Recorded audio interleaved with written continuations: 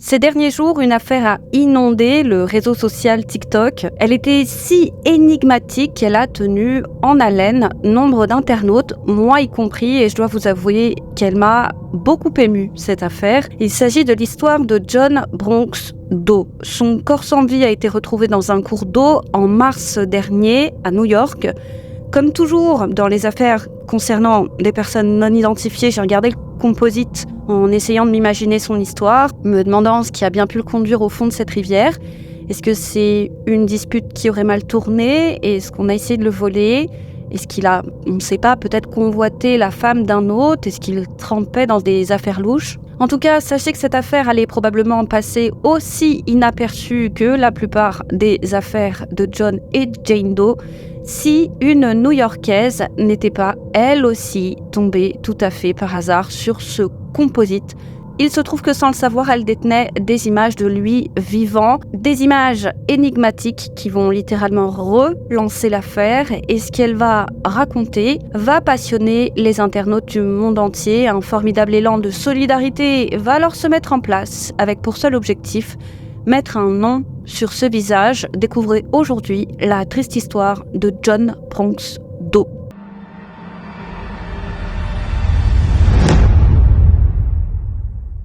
Comme toujours les amis, n'hésitez pas à liker la vidéo et à vous abonner si ce n'est pas déjà fait. Sachez que cette affaire est récente, qu'une enquête est toujours en cours, donc tous les éléments n'ont pas à ce jour été révélés au grand public.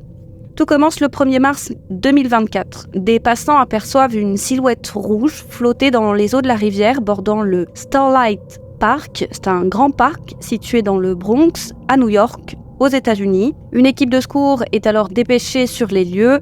La silhouette est hissée hors de l'eau. Il s'agit là du corps sans vie d'un homme. Il a l'air comme endormi, comme s'il allait ouvrir les yeux d'un moment à l'autre. Et ça signifie qu'il n'a passé que peu de temps dans l'eau. On estime qu'il est mort peu de temps avant d'avoir été retrouvé, probablement dans la nuit. Mais sachez que la police n'a pas révélé les causes de la mort. Est-ce là une noyade? Est-ce là un accident? Un acte volontaire? Ou a-t-il été blessé avant d'être poussé dans l'eau? On ne sait pas. Quoi qu'il en soit, le visage de ce pauvre homme a le mérite d'au moins être parfaitement reconnaissable. Concernant le parc, sachez qu'il est ouvert la nuit et que ce cours d'eau est tellement grand que les gens y font du canoë. C'est une grande rivière. Il n'a aucun papier d'identité sur lui. Un relevé d'empreinte est effectué, mais après comparaison, il n'y a aucun match. Cet homme n'a donc fait l'objet d'aucune arrestation antérieure, ayant entraîné du moins une prise d'empreinte.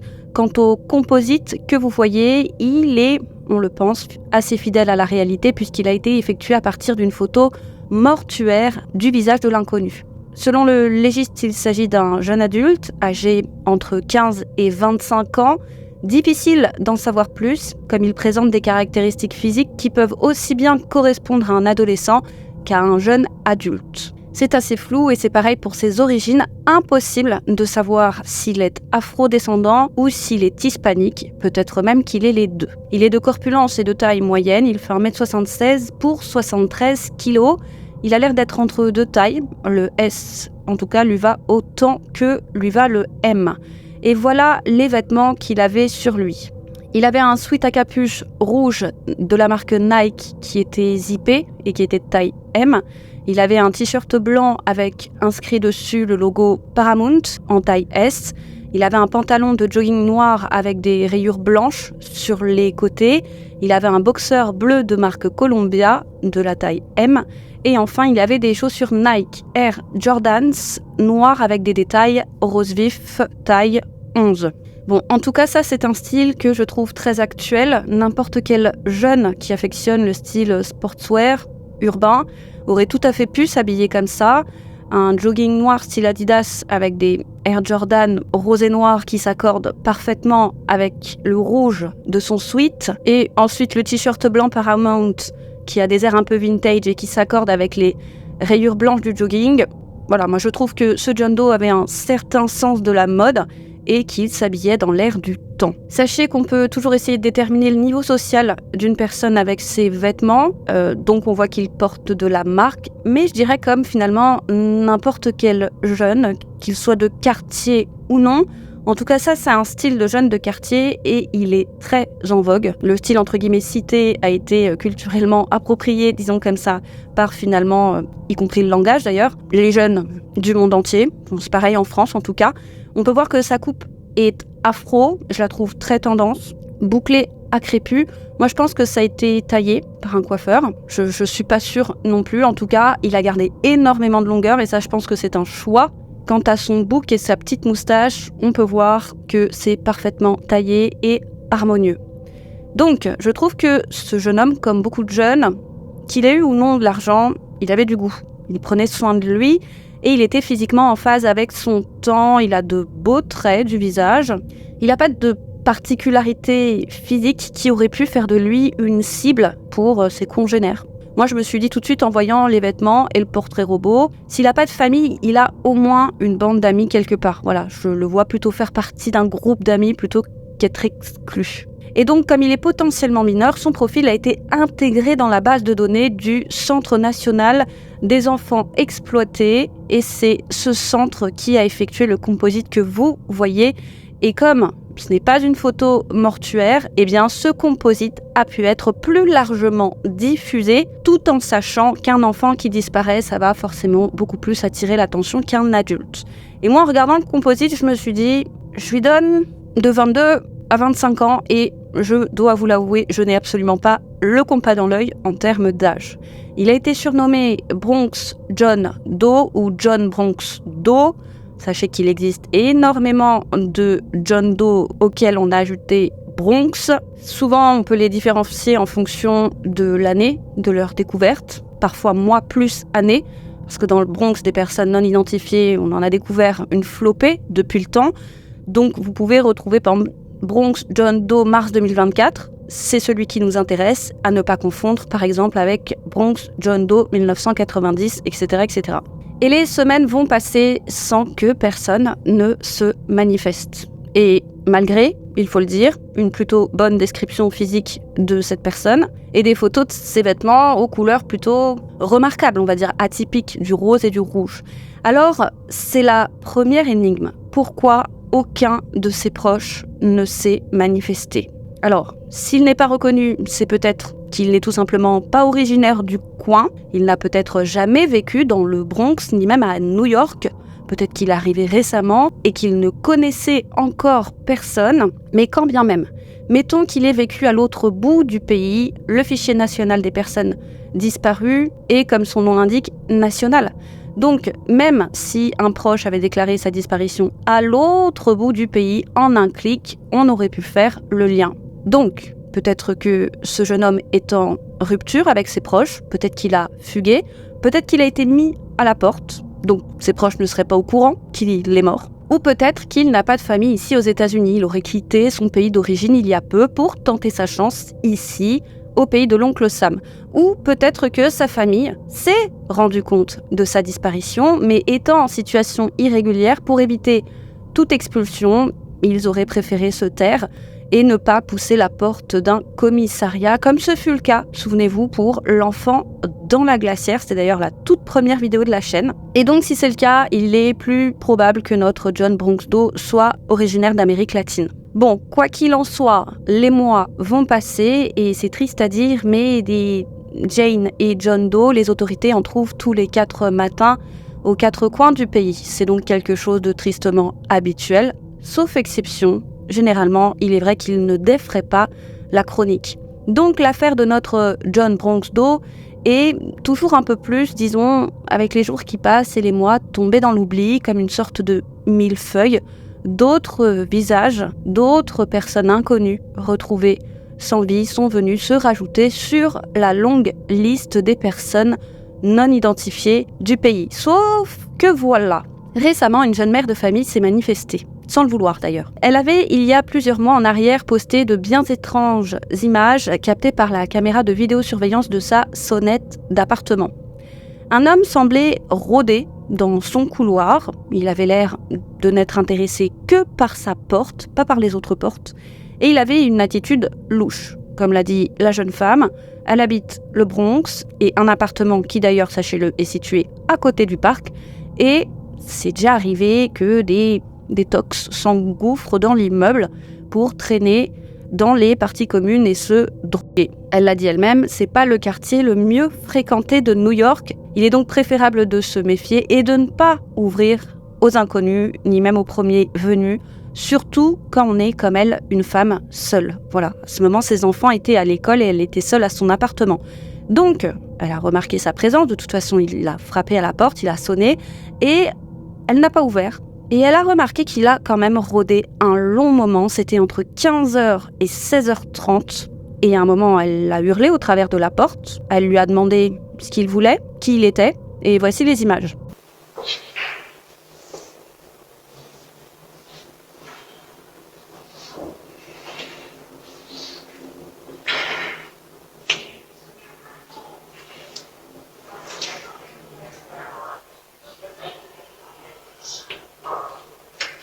Oh man, yeah, I'm fucked up. I'm sorry, yeah. Get the fuck away from my door! He's literally like, Yo, I'm freaking out right now because never did they just find this boy's body by Bronx River in Starlight Park. And he was literally in my building a couple of months ago wearing the same exact clothes, bro. Nah. Let me show y'all, bro. Bro, this is him. And he had the same exact clothes on. I know I'm not bugging. None of that, bro. Like, look, that's him. Oh my God, bro. Yo, and he was there trying to break into my door, like... And I was freaking out because I was just sitting on my couch, bro. Like, I can't believe nah, bro. Nah, no funny shit. So a couple of months ago, if you follow me on TikTok, a couple of months ago, you would see that I was setting up my couch in my living room, right? And I'm minding my good old business, but my camera kept going off. My Ring alarm kept going off. And I'm wondering why it kept going off. And I'm like, yo, like, who is that? So this dude kept stepping in front of my camera. And I'm like, yo, who is this? Why? Like, what's going on? I'm thinking that he's just an addict or something like that because in my area, we have a lot of drug addicts and a lot of fiends and a lot of fiends be coming and just lay in the hallway and like the old man that lay on my floor don't cause no problem. So long story short, I told him, I was like, yo, bro, get the fuck out of my hallway. Like, what are you doing over here? And the only thing that he was saying is they sent me. They sent you where? Because I was really confused. I was like, who the fuck sent you to my crib? Like, who got you? Nah. So he looked type fly. I was like, nah, he got a Nike tech on. He got some fly sneakers on. Like, there's no way that he could be homeless. Maybe somebody laced him, God forbid. Et les réponses du jeune homme sont énigmatiques. Et je pense, et on va s'arrêter là pour commencer, on va commencer par ça, pardon. Je pense que vous l'avez remarqué, il ressemble comme deux gouttes d'eau à notre John Bronx Do. Même coupe de cheveux, même vêtements, et jusqu'au t-shirt même, Paramount. Et le plus fou, c'est la date à laquelle ont été captées ces images. C'était le 29 février 2024, soit la veille de la découverte du corps de John Bronx Do. Alors avouez que c'est fou, c'était juste à côté, et la veille de sa mort. Pour moi, et pour beaucoup, ça ne laisse quasiment aucune place au doute. Il s'agit bien de notre homme. Alors au début, quand la jeune femme avait partagé les images de l'inconnu, c'était plus pour dire « Regardez, dans la vie, il faut être méfiant ». Sauf que quand quelqu'un lui a fait remarquer qu'il s'agissait sans doute là de l'homme qui a été retrouvé non loin de là le lendemain mort, forcément, elle a vu les choses sous un tout autre angle et elle a été très touchée. Et je trouve qu'elle a assez bien analysé elle-même les choses. Elle a dit que selon elle, il était très jeune. Elle lui aurait donné 16 ou 17 ans. Et bien qu'elle avait trouvé son attitude étrange, il n'avait pas une attitude menaçante. Et en apprenant qu'il était mort quelques heures après, elle s'est demandé s'il ne cherchait pas plutôt de l'aide. Les internautes se sont demandé quant à eux si, avant cette mère de famille, n'habitait pas un proche de John Doe dans ce même appartement. Ça pourrait être le cas, comme la mère de famille avait emménagé il n'y a pas très longtemps. Et regardez l'attitude de notre homme. Essayez de l'analyser.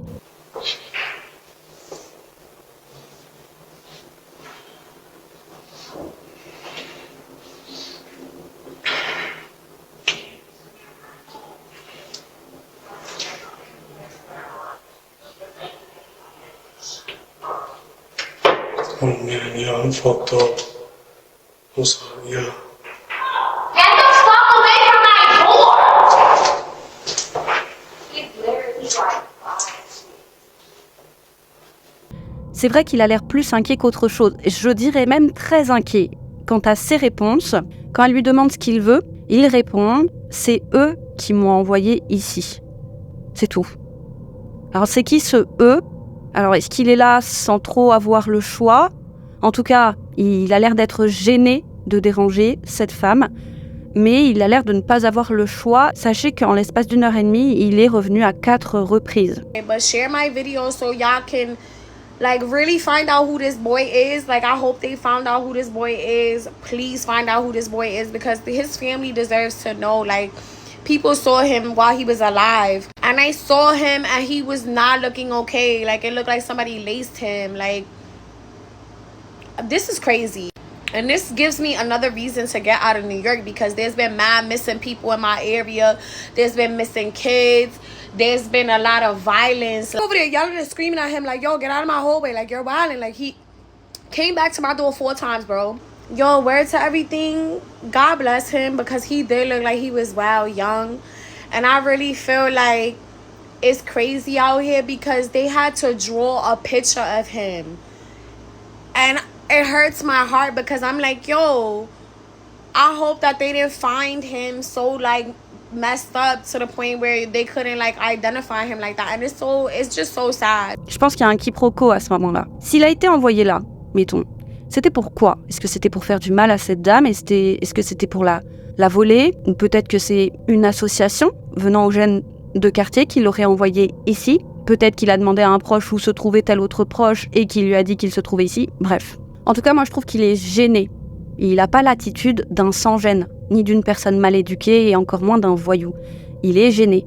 Et quand il dit, par exemple, « je suis foutu », quand elle lui dit de dégager de sa porte, ce qu'il fait, c'est qu'il réagit en faisant demi-tour. Il est gêné, il est inquiet et il revient comme s'il se donnait du courage pour insister, alors qu'il n'a pas vraiment envie, mais qu'il n'a pas le choix.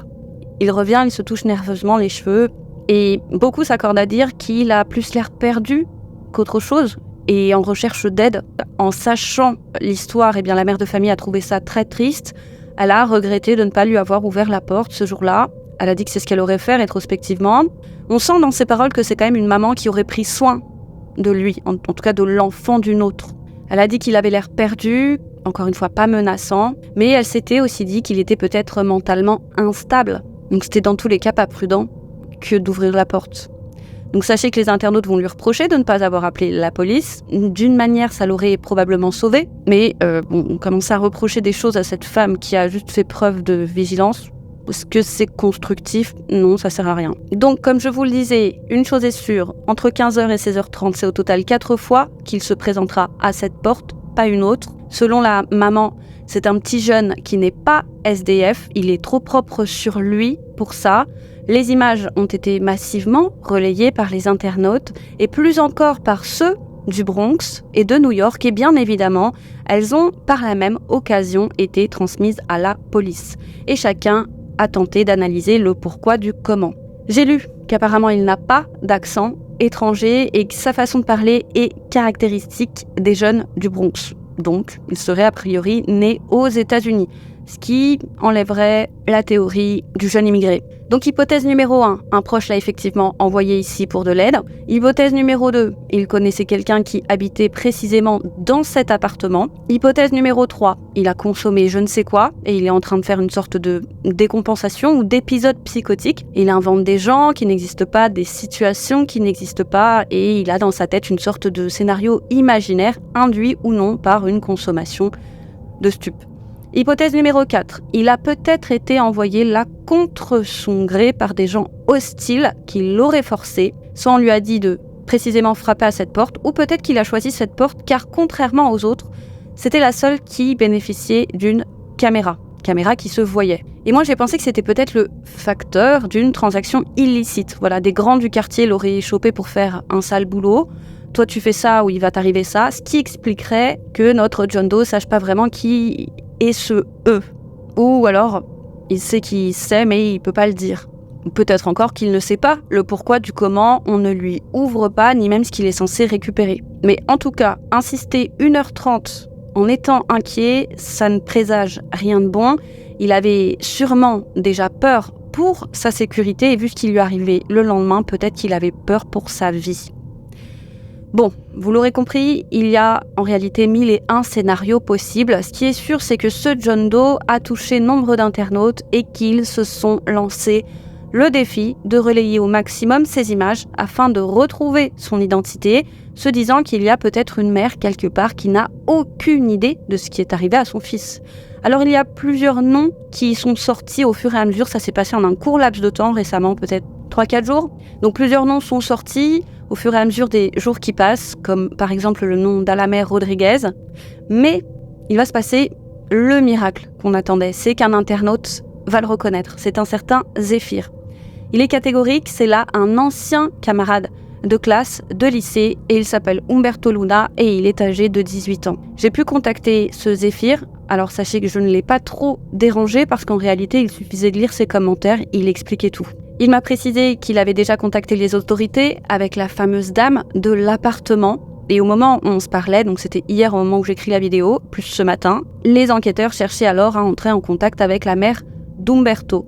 Il m'a aussi expliqué que rien n'est sûr et que tout est à prendre au conditionnel, mais qu'avec la fameuse femme, les deux faisaient leur possible pour eux aussi tenter de faire avancer les choses. Ils avaient par exemple retrouvé le Facebook de la maman d'Umberto et il y avait d'ailleurs en public des photos d'Umberto petit sur ce Facebook. Donc, est-ce Umberto ou non? En tout cas, c'est sûr, c'est sa maman. Et c'est ainsi qu'est apparu le hashtag Justice for Umberto. Alors, Zéphyr a parlé de cet ami et j'avoue, j'en ai eu le cœur serré. Déjà, il a posté sur son profil une photo donc de son ami Umberto. Il y a la photo d'un appel passé en FaceTime et il y a une photo à peine visible d'un annuaire. Et là, les avis ont été partagés. Le John Bronx Doe paraissait quand même plus mince, mais moi je trouve que ça colle quand même. Surtout que le fameux Umberto, il se serait manifesté pour dire, vu l'ampleur qu'a pris cette histoire, pour dire, mais attendez, c'est pas moi. Et on ne parlait plus que de ça dans le Bronx. Et puis si John Doe s'est retrouvé en difficulté, c'est tout à fait normal qu'il ait perdu du poids. Et entre la dépouille d'une personne et la personne de son vivant, il y a énormément, sachez-le, de différence. Puis Zéphyr a expliqué qu'Umberto, c'était un bon gars. Il était assez discret sur sa vie, il ne traînait dans aucune affaire louche, il restait à l'abri des problèmes. Voilà, pour lui, c'est un mec gentil et tranquille. Il a expliqué qu'il lui avait dit qu'il vivait auparavant chez sa sœur, mais qu'il s'était retrouvé sans logement au moment où cette dernière a déménagé. C'était en 2022-2023. Donc, John Bronx Doe aurait une grande sœur en âge d'avoir son propre domicile. Et au moment où Zéphyr fréquentait Umberto, ils étaient dans la même classe, il était déjà parti chez Umberto. Il a dit qu'il vivait dans des conditions très difficiles, qu'il occupait une chambre dans une sorte de squat. Les autres pièces étaient complètement vides et sales. C'était un logement abandonné, vacant si vous voulez. Et son espace à lui, c'était vraiment sa petite chambre dans laquelle il n'y avait qu'un lit et quelques affaires. Selon Zéphyr, il n'avait pas de domicile fixe et personne ne se souciait de lui. Et là, j'ai eu mal au cœur. À ce moment, il devait avoir 16 ans. Et il était déjà livré à lui-même. Et il survivait dignement. C'est-à-dire qu'il n'y avait pas marqué SDF sur son front, il était toujours propre sur lui, il était respectueux, il n'était pas devenu délinquant. Il vivait sa petite vie, quoi. Il passait pas toute sa vie à pleurer, au contraire, il avait tendance à être assez discret sur tout ça. Donc si Umberto est bien notre John Doe, ça veut dire que sous ses airs d'adulte, hier encore, c'était qu'un enfant. Un ado, pour moi, c'est ni plus ni moins qu'un grand enfant qui pense être un adulte. Une certaine China va confirmer les dires de Zéphyr. Umberto était, selon elle, à la Stevenson High School dans le Bronx. Et la dernière fois qu'elle l'a vu, il vivait avec sa sœur, en sachant que leurs parents n'étaient pas présents dans leur vie. Selon elle, auparavant, il était de Californie et il aurait déménagé dans le Bronx après s'être disputé avec sa petite amie. Elle confirme, en tout cas, son âge, il a bien 18 ans. Et ça m'a mis en colère. Je me suis dit, mais pourquoi il y en a qui mettent des enfants au monde si c'est pour faire ça? C'est cruel d'être confronté à la rue, où tu dois chercher où dormir, où tu dois chercher comment manger, où tu dois faire en sorte de rester à l'abri des prédateurs, que tu sois un jeune homme ou que tu sois une femme. Mais il faut toujours se garder de juger avant de savoir. Zéphyr a expliqué que la maman avait bien essayé de déclarer la disparition de son fils, sauf que les policiers avaient refusé au motif qu'il avait 18 ans et qu'il était libre de ses mouvements. Et puis d'heure en heure, l'affaire avançait. J'ai commencé à lire des commentaires qui disaient qu'il s'appelait effectivement Umberto Luna et que la fille de l'appartement, enfin la jeune maman de l'appartement, a pu entre-temps avertir la mère de ce jeune homme. Mère qui, selon ce commentaire, habitait aussi la région. J'ai demandé à Xéphir si le parc où a été retrouvé John Doe était safe. En regardant les photos, il a l'air, en tout cas il est beau. On peut voir que les gens font du canoë. Et il m'a dit qu'en journée, oui, c'était plutôt un endroit cool, un endroit sûr, mais que la nuit, c'était pas vraiment le cas et qu'il valait mieux pas y aller seul le soir au risque de faire une mauvaise rencontre. Voilà donc ce que je sais à l'heure où j'écris ces lignes. Sachez que cela fait 5 mois que John Bronx Doe est mort et qu'il est enterré au Potter's Field. C'est un espace où sont enterrés tous les corps non identifiés. Donc, je pense qu'on saura très probablement l'issue de cette affaire. Et je pense qu'il s'agit également très probablement d'Umberto. Moi, je me dis, c'est peut-être en rapport avec les gangs. Peut-être qu'il, certes, il ne traînait pas avec des voyous. D'ailleurs, il écoutait plus de la pop que du rap. D'ailleurs, d'après Xéphir. Et j'avais vu des commentaires qui disaient « Ouais, mais ça, c'est les meufs qui écoutent ça. » Enfin, vous voyez, c'est pas un archétype du jeune voyou de banlieue. Et parfois, ça dérange les mauvaises graines de voir comme ça un gars bien qui essaye de s'en sortir. Peut-être que des mecs se sont dit allez, lui, il est seul, il n'y a personne, il va devenir notre homme de main. Voilà, il va faire le sale boulot, on ne lui laissera pas le choix. Et il aurait été supprimé peu de temps après. Ou peut-être que John Bronx Doe a préféré en finir avec une vie de misère. C'est possible également. Peut-être encore qu'il est parti, je sais pas, dormir dans ce parc et qu'il a fait une mauvaise rencontre. En tout cas, j'avais fini mon sujet comme ça, mais sachez que je suis partie malgré tout sur Internet pour me dire est-ce qu'il n'y a pas une petite update ? Et oui, il y en a une, je peux vous confirmer qu'il s'agit bien d'Umberto. Voici une image de lui plus jeune qui a été diffusée entre-temps. Et là, ça m'a brisé le cœur. Il était jeune, quoi. Et apparemment, c'est sa mère qui habitait l'immeuble avant la jeune maman. Donc, il cherchait bien de l'aide au moment où il est venu. Sachez qu'on a appris que sa mère avait tenté de déclarer sa disparition en février 2024. Quasiment au moment de sa disparition, 30 jours avant, mais c'est la police qui a refusé de prendre sa déposition, puisqu'ils ont estimé que c'était là un jeune fugueur et qu'il était libre de ses mouvements.